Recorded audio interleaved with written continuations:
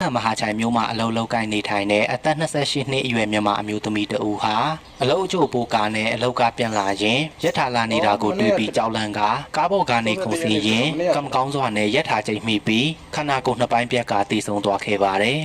ဖြစ်စဉ်ကတော့9လပိုင်း31ရက်နေ့ဒီနေ့မနက်8နာရီခွဲအချိန်လောက်မှာထိုင်းနိုင်ငံစမုစာခွန်ခရိုင်မဟာချိုင်မြို့မှာအလုတ်အကျိုးပိုးကားနဲ့အလောက်ကပြန်လာနေကြတဲ့မြန်မာအလုတ်သမားအမျိုးသားအမျိုးသမီး10ဦးခန့်ကိုတည်ဆောင်လာတဲ့ကားတစ်စီးဟာရက်ထားလာနေတဲ့အချိန်မှာမစင်မချင်းကားလမ်းဖြတ်ကူခဲ့တာကြောင့်ကားပေါ်မှာလိုက်ပါလာတဲ့မြန်မာအလုတ်သမားတချို့ဟာကြောက်လန့်ပြီးကားပေါ်ကနေခုန်ဆင်းကြရင်မဖြူဖြူဆိုတဲ့အသက်28နှစ်အရွယ်မြန်မာအမျိုးသမီးတဦးဟာကံမကောင်းစွာနဲ့ရက်ထားချိန်ခံရပြီးခန္ဓာကိုယ်နှစ်ပိုင်းပြက်ကအသက်သေဆုံးသွားခဲ့ပါတယ်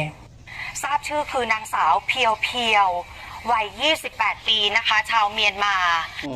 နောက်ပြီးအခင်းဖြစ်ခဲ့တဲ့အချိန်ကို CCTV ထဲမှာတွေ့ရတာကတော့9လပိုင်း31ရက်နေ့မနက်8နာရီခွဲအချိန်မှာမြန်မာအလုပ်သမား